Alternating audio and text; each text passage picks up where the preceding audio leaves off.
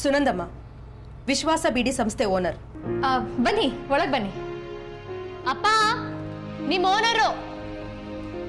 ಕೂತ್ಕೊಳ್ಳಿ. ಅಲ್ಲಿಡು.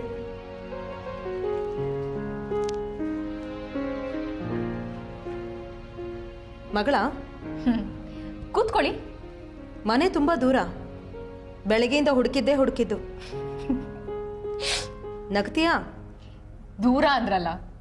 ನನ್ನ ಮನೆಗೆ ದೂರ, ಫ್ಯಾಕ್ಟ್ರಿಗೆ ದೂರ. ಮಾರ್ಕೆಟ್ ಹತ್ರ ಇದೆ, ಸ್ಕೂಲು ಕಾಲೇಜು ಹತ್ರ ಇದೆ. ಅಮ್ಮನ ಬಸ್ಸು ಈ ಮೂಲೆಯಲ್ಲೇ ನಿಲ್ಲುತ್ತೆ. ಸರಿನೇ. ನನ್ನ ಮನೆ ಫ್ಯಾಕ್ಟ್ರಿಗೆ ಹತ್ರವಾಗಿ ನೀವ್ಯಾಕೆ ಮನೆ ಮಾಡಬೇಕು? ಚೆನ್ನಾಗಿ ಮಾತಾಡ್ತೀಯಾ? ಒಂದೋಟ ನೀರು ಕೊಡು.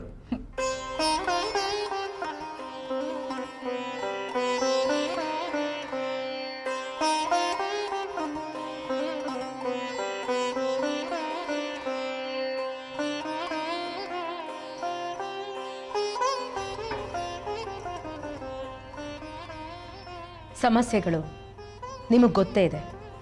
ಬಿಡಿಸಿ ಹೇಳೋ ಅಂಥದ್ದು ಏನೂ ಇಲ್ಲ. ವಯಸ್ಸಲ್ಲಿ ಗಂಡನ್ನ ಕಳ್ಕೊಂಡೆ. ಮಗ, ನಿಮಗೆ ಗೊತ್ತಿದೆ. ಕಷ್ಟ ಕಾಲ ತಾಯಿ. ನನಗೇನು ಗೊತ್ತಿತ್ತು ಹೇಳಿ ವ್ಯವಹಾರ? ಗೋವಿಂದರಾಯರು ವರ್ಷಕ್ಕೆ ಇಷ್ಟು ಖರ್ಚು ಅಂದರು. ಹ್ಞೂ ಅಂದೆ. ಸರಿನೇ. ಲಂಚ ಅನ್ನೋ ವಿಷಯ ಆಚೆಗೆ ಬರ್ತಿದ್ದ ಹಾಗೆ ಕೆಲಸ ಬಿಡ್ತೀನಿ, ಹೆದರಿಸ್ತಾರೆ. ಮನುಷ್ಯರ ಕೈ ಮೀರ್ತಿದೆ. ಭಗವಂತನ ಸಹಕಾರ ಬೇಕು ಅನ್ನಿಸ್ತು. ನಿಮ್ಮನ್ನ ಹುಡುಕದೆ.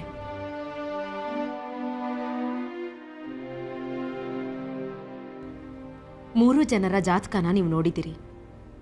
ಇದು ಹೀಗೇನಾ? ಮುಗಿಯುತ್ತೆ ಅನ್ನೋದಾದ್ರೆ ಯಾವಾಗ? ಏನಾದರೂ ಪರಿಹಾರ ಇದೆಯಾ?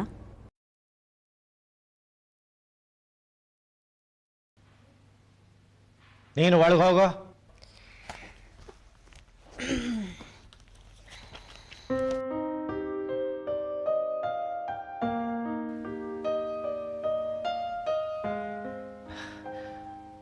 ಅಲ್ಲಿ ಇಲ್ಲಿ ಓದ್ಕೊಂಡಿರೋದು ನನಗೆ ಅಂಥ ಪರಿಣಿತಿ ಇಲ್ಲ. ಗೊತ್ತಿರೋರನ್ನ ವಿಚಾರಿಸ್ಕೊಳ್ಳಿ. ವೈಯಕ್ತಿಕ ಸ್ತರದ ಸಮಸ್ಯೆಗಳು ಹೊರಗೆ ಚರ್ಚೆ ಆದ್ರೆ ಸುದ್ದಿ ಆಗತ್ತೆ, ಅಪಾಯ. ನಂಬಿಕೆ, ಪೂಜೆ ಪುನಸ್ಕಾರ ಇಟ್ಕೊಂಡಿದ್ದೀನಿ. ಇದು ಗೊತ್ತಿಲ್ಲ ಅಂತಲ್ಲ, ಹವ್ಯಾಸ, ವೃತ್ತಿ ಅಲ್ಲ. ತಪ್ಪು ಹೇಳಬಾರ್ದಲ್ವಾ? ಹಿತೈಷಿಗಳು ನೀವು, ಸಂಭಾವಿತರು. ಒಂದು ಒಳ್ಳೆ ಮಾತು ಹೇಳಿ ಸಾಕು, ಭವಿಷ್ಯವಾಣಿ ಆಗತ್ತೆ. ನನಗೆ ಅರ್ಥವಾದ ಹಾಗೆ ನೀವು ಇಷ್ಟು ಬೇಗ ಒಂಟಿಯಾಗೋ ಸಾಧ್ಯತೆ ಇರಲಿಲ್ಲ. ಅವರ ಸಾವು ಸಹಜ ಅಲ್ಲ ಅಂತೀರಾ? ಅನುಮಾನ ನನಗೂ ಇದೆ. ಕೆದಕಿದ್ರೆ ರಣ ಆಗಬಹುದು, ಅದು ಭಯ. ದೊಡ್ಡವರ ಮಾತು. ಇಲ್ಲಿ ಮಕ್ಕಳಿಗೇನು ಕೆಲಸ? ನೀನು ಒಳಗೆ ಹೋಗೋ.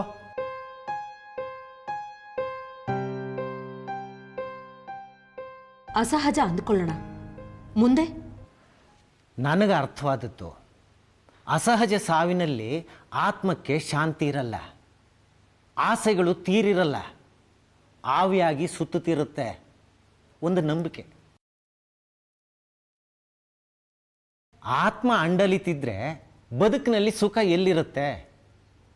ಗೋಕರ್ಣನೋ ಗಯಾನೋ ಒಂದು ಯಾತ್ರೆ ಮಾಡಿ, ಸತ್ಯನೋ ಸುಳ್ಳೋ ಕಂಡವ್ರು ಯಾರು? ಅಲ್ಲಿ ಕರ್ಮ ಮಾಡಿದ್ರೆ ಮುಕ್ತಿ ಅಂತಾರೆ. ಎದ್ದು ಹೋಗು ಅಂದೆ, ತಲೆ ಹರಟೆ. ಮಗುನ್ ಯಾಕೆ ರೇಗ್ತೀರಿ? ಅವಳದ್ದು ದೊಡ್ಡ ಹುದ್ದೆ, ಆದಾಯ ತೆರಿಗೆ ಅಧಿಕಾರಿ. ನನ್ನದು ಸಣ್ಣ ಹುದ್ದೆ, ಕಮ್ಮಿ ಸಂಬಳ. ಚುಡಾಯಿಸುತ್ತವೆ. ಸ್ವಂತ ಮಕ್ಕಳು ಶತ್ರುಗಳ ತರ ಆಡ್ತಾರೆ. ಕಾಶಿ, ಹರಿದ್ವಾರ, ಋಷಿಕೇಶ, ಗಯಾ ಹೊರಡ್ಬೇಕು ಅಂತಿದ್ದೆ. ಅಮ್ಮ ಕಾಸಿಲ್ಲ, ಕಷ್ಟ ಅಂದ್ರು. ಅದಕ್ಕಿದ ಅಸಹಜ ಸಾವು, ಆವಿ ಅಲಿತಿದೆ. ಖರ್ಚಿಲ್ದೆ ಟೂರ್ ಮಾಡಕ್ ಒಂದ್ ಕಥೆ. ಹೊಡೆದು ಬಿಡ್ತೀನಿ ನೋಡು, ಒಳಗೆ ಹೋಗು ಅಂದೆ.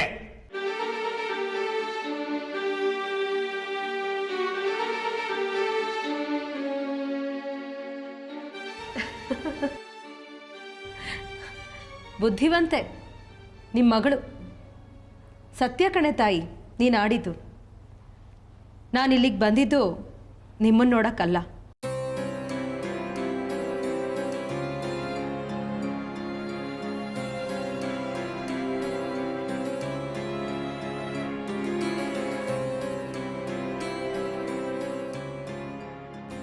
ಎಲ್ಲ ಶತ್ರುಗಳಾಗಿದ್ದಾರೆ. ವರ್ಷಕ್ಕೆ 3 ಕೋಟಿ ಸುಳ್ಳು ಲೆಕ್ಕ ಆಗಿದೆ. ಸಮಸ್ಯೆಗಳು ಎಲ್ಲ ಕಡೆಯಿಂದನೂ ಬರಬಹುದು. ಉತ್ತರ ಹುಡುಕ್ತಾ ಇದ್ದೀನಿ. ಆದಾಯ ತೆರಿಗೆಯಲ್ಲಿ ಸಮಸ್ಯೆ ಆದರೆ ಸಿಕ್ಕಾಕೊಳ್ದೇ ಇರೋದು ಹೇಗೆ? ವೈಯಕ್ತಿಕವಾಗಿ ನಿಮ್ಮ ಹೆಂಡತಿ ಹತ್ರ ಚರ್ಚಿಸಬೇಕು ಅನ್ನಿಸ್ತು.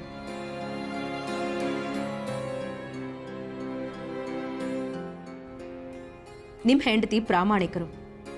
ನೇರ ಅದೇ ಅಂದರೆ ಒಳಗೆ ಪ್ರವೇಶ ಇಲ್ಲ. ಅದೇ ಜಾತಕ ಅಂದ್ಕೊಂಡು ಬಂದೆ.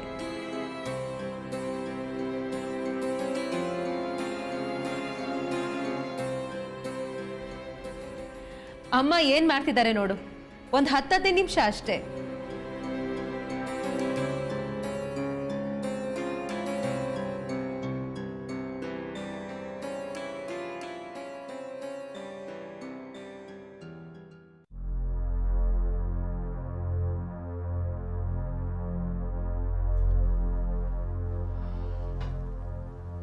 ಇದು ಇಕ್ಕಟ್ಟು.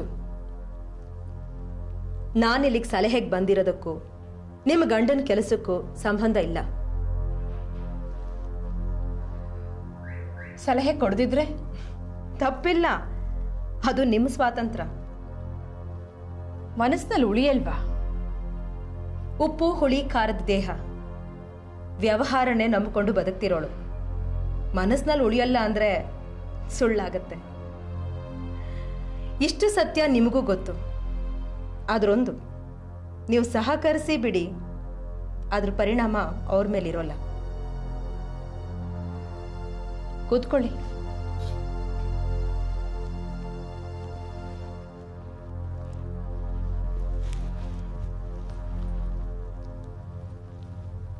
ವಿಷಯ ನಿಮಗೆ ಗೊತ್ತೇ ಇದೆ. ಸಮಸ್ಯೆ ಎಷ್ಟು ಗಾಢ, ಶಿಕ್ಷೆ ಎಷ್ಟು ಘೋರ, ಅದು ನೀವು ಹೇಳಬೇಕು. ನಮ್ಮ ಇಲಾಖೆಯಲ್ಲಿ 7 ವರ್ಷದ್ದು ಲೆಕ್ಕ ನೋಡಬಹುದು. ವರ್ಷಕ್ಕೆ 3 ಕೋಟಿ ಲೆಕ್ಕದಿಂದ ಆಚೆ ತೆಗೆದು ಬೇರೆ ಬೇರೆ ಇಲಾಖೆಗಳಲ್ಲಿ ಲಂಚ ಹಂಚಿದೀವಿ ಅಂದರು. ನಮ್ಮ ಇಲಾಖೆ ಪರಿಶೀಲನೆಗೆ ಕೂತ್ರೆ ಲೆಕ್ಕ ಬರೆದಿದ್ದು ಸುಳ್ಳು ಅಂತಾಗತ್ತೆ. 7 ವರ್ಷ, ವರ್ಷಕ್ಕೆ 3 ಕೋಟಿ, ಅಲ್ಲಿಗೆ 21 ಕೋಟಿ. ತೆರಿಗೆ ಬಡ್ಡಿ ದಂಡ ಅಲ್ಲಿಗೆ ಬರುತ್ತೆ. ಗಂಡನ ಒಡ ಹುಟ್ಟಿದವರು ದಾಯಾದಿಗಳಾಗಿದ್ದಾರೆ. ನಿಮ್ಮಲ್ಲಿಗೆ ಬರೀತಾರೆ. ಇದು ಕಷ್ಟ, ಜೈಲಾಗಬಹುದು. ಲಂಚ ಹಂಚಿರೋದು ನಿಜ. ಸಾಬೀತಾಗತ್ತಾ? ಎಲ್ರಿಗೂ ಗೊತ್ತಿರೋ ವಿಷಯ. ಇದು ಕಾನೂನು. ಇದರ ಪ್ರಕ್ರಿಯೆ ಸತ್ಯದ ಮೇಲಲ್ಲ, ದಾಖಲೆ ಮೇಲೆ. ಉತ್ತರ ನನ್ನ ವಿದ್ಯೆಗೆ ಮೀರಿದ್ದು. ಹೀಗೀಗಾಗಿದೆ ಅಂತ ನಾವೇ ಬರೆದ್ರೆ, ತಪ್ಪೊಪ್ಕೊಂಡ್ರೆ ಜೈಲಾಗದೇ ಇರಬಹುದು. ತೆರಿಗೆ ಬಡ್ಡಿ ದಂಡ ತಪ್ಪಲ್ಲ. ನನ್ನ ಗಂಡನ ಕಾಲದಲ್ಲಿ ಆದದ್ದು, ನನಗೂ ಅದಕ್ಕೂ ಸಂಬಂಧವಿಲ್ಲ ಅಂತೀನಿ. ಆಸ್ತಿಗೆ ವಾರಸ್ದಾರರು, ತೆರಿಗೆ ಬಡ್ಡಿ ದಂಡಕ್ಕೂ ವಾರಸ್ದಾರರೇ. ಪರಿಹಾರ ಇಲ್ಲ ಅಂತೀರಿ? ಕಾನೂನಲ್ಲಿ ಇಲ್ಲ. ಥ್ಯಾಂಕ್ಸ್, ಬರ್ತೀನಿ.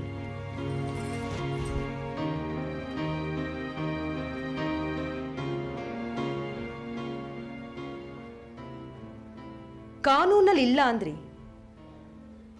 ಕಾನೂನಲ್ಲಿ ಇಲ್ಲದ್ದು ಪರಿಹಾರ ಇದೆಯಾ? ಕ್ಷಮಿಸಿ, ಅದರ ಅಭ್ಯಾಸವಿಲ್ಲ. ನ್ಯಾಯ ದಾಖಲೆ ಮೇಲೆ, ಸತ್ಯದ ಮೇಲೆ ಅಲ್ಲ ಅಂದ್ರಿ. ದಾಖಲೆ ಪ್ರಕಾರ ಹಣ ತೆಗೆದದ್ದು ಗೋವಿಂದರಾಯರು. ಲಂಚ ಹಂಚದೆ ಅಂತ ಲೆಕ್ಕ ಬರೆದಿದ್ದು ಗೋವಿಂದರಾಯರು. ಸಾಬೀತಾಗಲ್ಲ, ಅವರೇ ಹೇಳ್ತಿದ್ದಾರೆ. ಅಲ್ಲಿ ಉತ್ತರ ಇದೆಯಾ?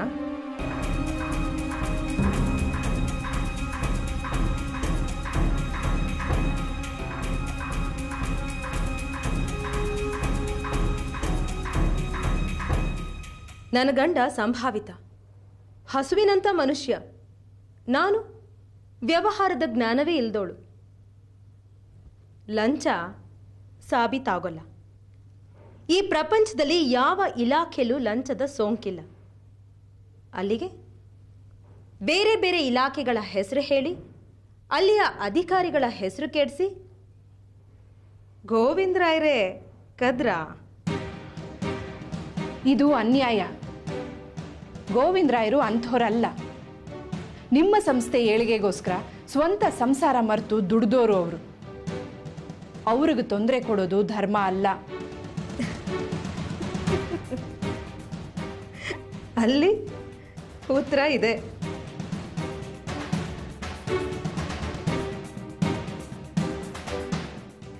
ಕೆಲಸಗಾರ ಸುಳ್ಳು ಲೆಕ್ಕ ಬರೆದು ಹಣ ಕದ್ದಿದ್ದಾನೆ ಅಂತಾದರೆ ನೀವು ಖರ್ಚು ಕೊಡ್ತೀರಾ? ಕಾನೂನಿನ ಸಮಸ್ಯೆ ಇಲ್ಲ.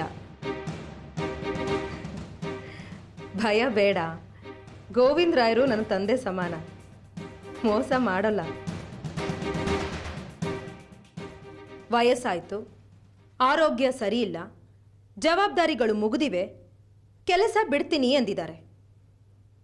ಕೇಳಿ ನೋಡ್ತೀನಿ. ಕೆಲಸ ಬಿಡೋದೇ ಆದರೆ ಇದೊಂದು ಪಾಪದ ಹೊರೆ ಕೊನೆಯದು ಮಗಳಿಗೋಸ್ಕರ ಹೊತ್ಬಿಡಿ.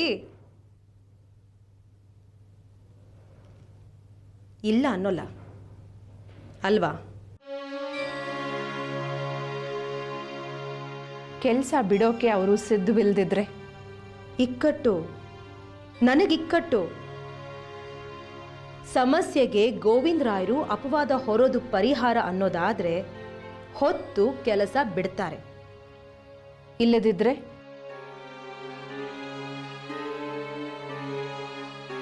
ಹೊರಿಸೋದು, ಕಳಿಸೋದು.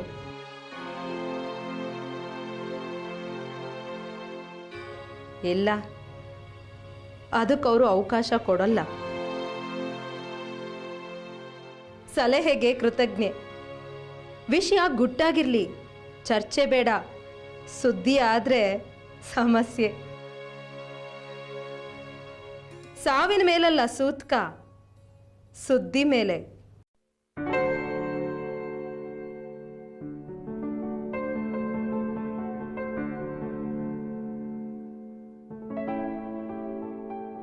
ಸುಳ್ಳಲ್ಲ. ನಾಲಿಗೆ ಮೇಲೆ ಸರಸ್ವತಿ ಕುಣಿತಾಳೆ. ಕತ್ತಲ ಕಾಡಲ್ಲಿ ಕಟ್ಟಿ ಬಿಟ್ಟಾಗಿತ್ತು. ಬಂದೆ, ಕೂತೆ. ಇಲ್ಲಿರಬಹುದು ಪರಿಹಾರ ಅಂದ್ರಿ, ಪರಿಹಾರ ಸಿಕ್ಕೋಯ್ತು. ನಿಮ್ಮನ್ನ ಕಾರ್ಕುನಿಕೆಗೆ ಕೂರಿಸಿ ಅಪರಾಧ ಮಾಡಿದ್ದೀನಿ, ಕ್ಷಮೆ ಇರಲಿ. ಆರೋಗ್ಯದ ಸಮಸ್ಯೆ ಎಂದ್ರು, ಆಯಾಸ ಬೇಡ, ಆದಾಗ ಬನ್ನಿ. ಮನಸ್ಸಿದ್ರೆ ಆದಷ್ಟು ಕೆಲಸವಾಗಲಿ.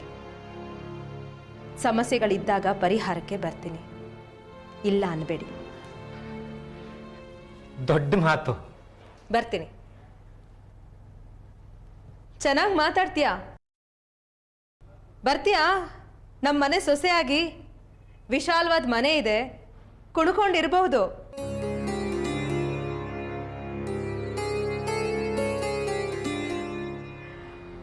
ನಮಸ್ಕಾರ. ನಮಸ್ಕಾರ.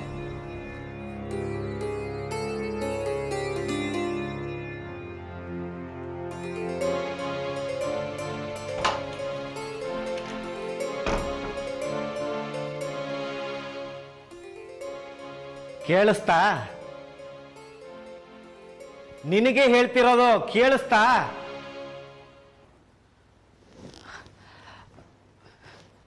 ಸ್ನಾನ ಆಯ್ತೇನೆ ನಿಂದು? ಕಾಲೇಜ್ ಇದೆ ಅಂತ ಇದ್ದೆ, ಹೊರಡು. ಸರಿ. ಕತ್ತೆಗೆ ಕಸ್ತೂರಿ ಪರಿಮಳ ಎಲ್ಲಿ ಗೊತ್ತಾಗಬೇಕು? ಸುಮ್ಮನಿರಕ್ಕೆ ಹೇಳೋ. ನೀವು ಏನ್ರಿ ಚಿಕ್ಕ ಮಕ್ಕಳ ಥರ? ಸುಮ್ಮನೆ ಇರಿ. ನೀನು ಹೋಗೆ. ಕತ್ತೆ ಎಲ್ಲ ವಾಸನೆನೂ ಪರಿಮಳ ಅಂದ್ಕೊಳತ್ತೆ. ಕತ್ತೆನೆ. ಹೌದಯ್ಯ, ಅವ್ರ ಕತ್ತೆನೆ.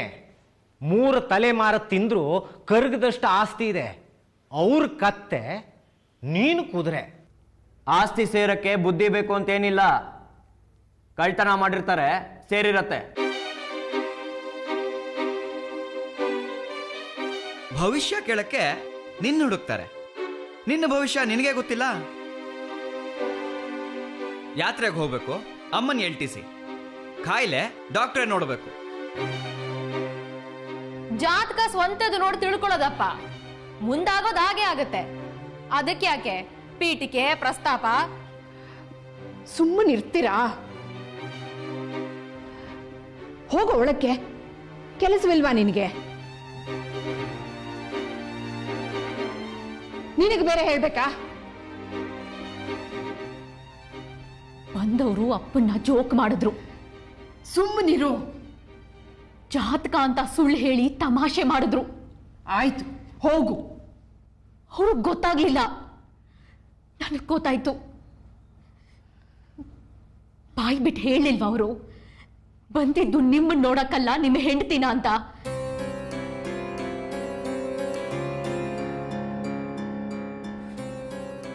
ಅಮ್ಮ ಹೇಳು, ಸಮಸ್ಯೆಗೆ ನಿನ್ನ ಹತ್ರ ಪರಿಹಾರ ಹುಡುಕ್ತಿದ್ರು ಇಲ್ವಾ? ಸಾಕು ಹೋಗೆ. ನನ್ನನ್ನು ನಿಮ್ಮ ಅಪ್ಪನ್ನು ಯಾರನ್ನೋ ನೋಡಕ್ ಬಂದಿದ್ರು. ನಿಮ್ಮ ಅಪ್ಪನ ಜಾತಕ ಕೇಳಿದ್ರು, ನನ್ನನ್ನು ಕಾನೂನು ಕೇಳಿದ್ರು. ಅಲ್ಲಿಗೆ ಮುಗೀತು. ನನಗೆ ಅವಮಾನವಾಯ್ತು. ಏನು? ನಾಟಕ ಆಡಿ ನಾಲ್ಗೆ ತುದಿಲಿ ನಿನ್ನನ್ನು ಹೊಗಳಿ ಹತ್ತಿಸ್ತಿದ್ರು. ನಿನಗೆ ಅರ್ಥ ಆಗ್ಲಿಲ್ಲ, ಹಿಗ್ತಿದ್ದೆ. ನನಗೆ ಅವಮಾನ ಆಯ್ತು.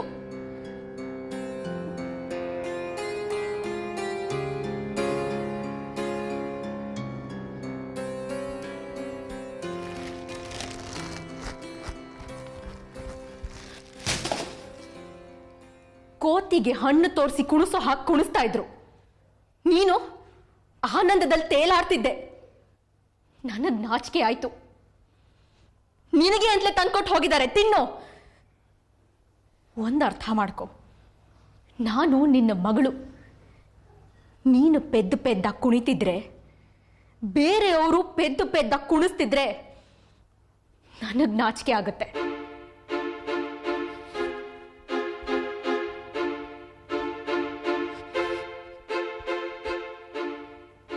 ಇನ್ನೊಂದು ಸಾರ್ತಿ ಹೊರಗಿನೋರ್ ಎದುರಿಗೆ ದನಿ ಎತ್ತಿ ಕೂಗಬೇಡ, ನನಗೆ ಒಫೆಂಡ್ ಆಗತ್ತೆ.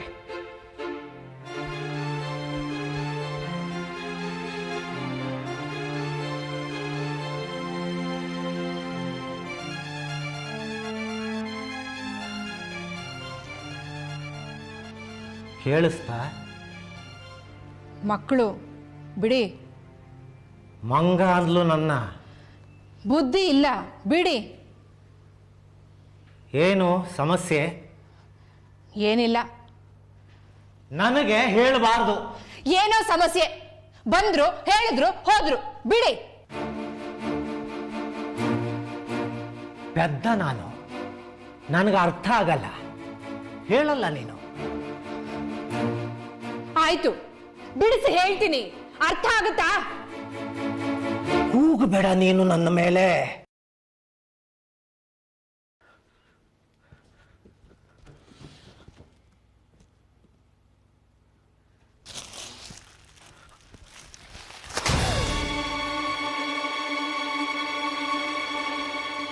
ಕೂಗಬೇಡ ನೀನು.